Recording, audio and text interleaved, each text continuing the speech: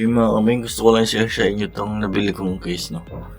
So, ayan yung case na nabili natin. So, wala namang kakaiba dito. Pero yung kakaiba dito, kaya ko i-share sa inyo. Yung nabili ko to ay, maniniwala ba kayo na ano lang to? 299. Yan.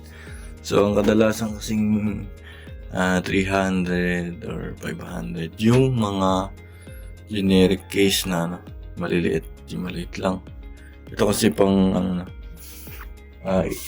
ATX na, no? Malaki. Ayan, yung gusto niya malaking pwede nga.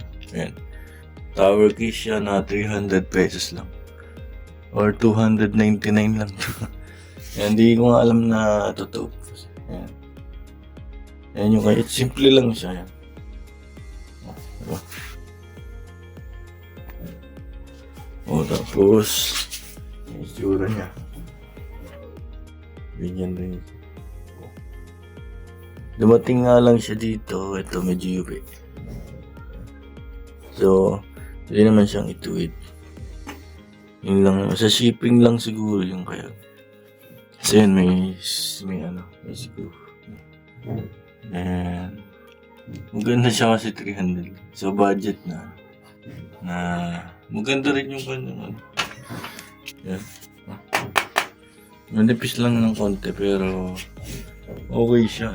So, 300 pesos. Maganda na yung case niya. So, lagyan niyo na ng RGB. So, wala siyang kasamang mga pan. Yan. So, na-order ko sa Shopee. Tinesting ko lang kung gagana. Or kung okay ba yung kala ko siya hindi legit, pero ito dumating naman. Yan, lalagay ko sa screen yan, nakikita nyo yung ito yung box nya. Yan yung fit, pero legit naman dumating yan. Sa ilalim ko si sticker.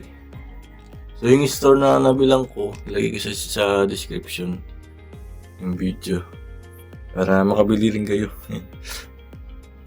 Share ko lang kasi may bubuin ako na unit na ilagay natin dito. Papakita ko sa inyo mamaya. Okay? And yun lang, gusto kong yan sa inyo na bagong case, no? Talagang 300 pesos meron ng ganito. Ayan. Kaya natin yung ilalim mo. Diba? May kapitan na rin siya. So, ipapakita ko rin sa inyo yung kanyang loob, no? Yan, pagpuksan natin para makita nyo.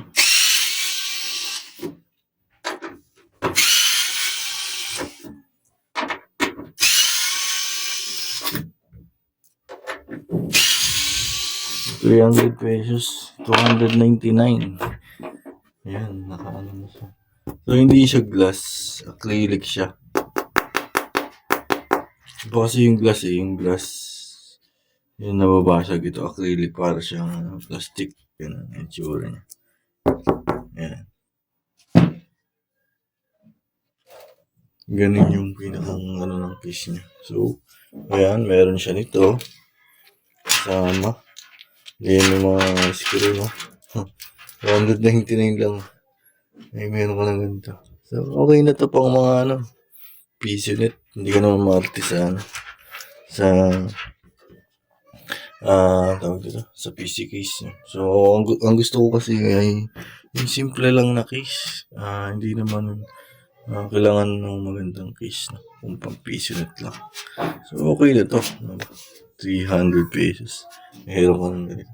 Ito yung mga supported niya. Ayan. ATX, Micro ATX, Mini ATX. Yeah. Pwede sa kanya. Ayan. Ito yung mga paltandaan.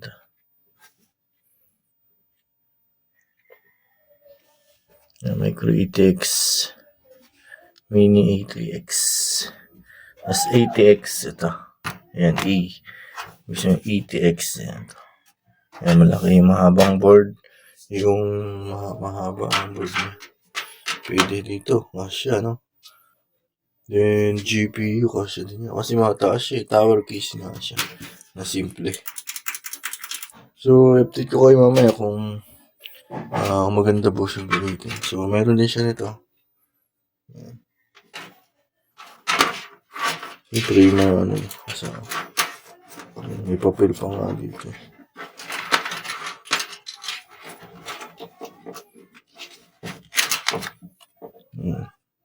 Hotkey. So, yung store na binilang ko ay nandyan. Nakalimutan ko pangalan ng store. Basta may cut. May cut yung huli niya. Ayan. So, hindi ko alam na legit naman. Maganda naman ako. At case lang naman kailangan. Ayan. Oo, di ba? So, kung gusto nyo din bumili, yan. Baka magkaubusan. Sobrang mura lang naman. 300 lang. Ay, maganda na. So, malalagay yung pan ito. Dalawa sa taas. Yan, isa dito.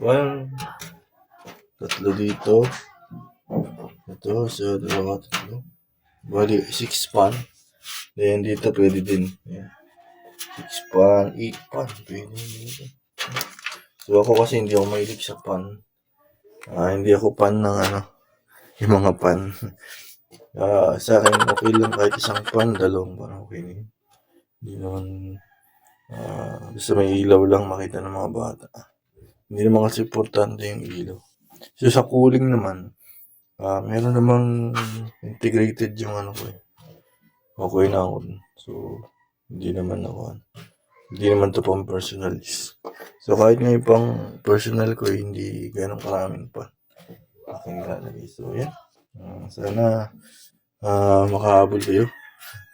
Then, huwag nyo kalimutan na mag-like kung gusto nyo yung video. And subscribe ka na din. Hit mo yung bell. Para pag mag-upload ako, ma-update ka. So, may mga baka bago tayong upload dyan. Ma-notify. Okay? Thank you for watching. And God bless po mo. Na siya mga kaming, no? Tapos na siya, no? Then, yun yung kanyang finish na. So, nangyari, ito yung specs niya. So, mababa lang yan, pero maganda yung case. So, SSD, meron tayong nailagay dito.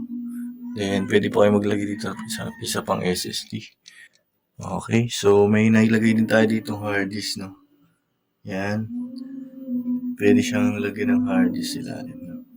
So, ayan yung ating ginawa. Di ba? Parang bagong unit na. Pero gamit na din to or second hand na. Yan. So, ayan yung ating keyboard. So, may ilaw yung numlock. So, hindi ko na mapapakita yung monitor. No? Yan na lang yung ating ay papakita sa inyo kung ano yung itsura niya. Yan. So, yan yung power supply na ginamit natin. So, Hikvision yung SSD natin ito. Napakaganda ng Okay.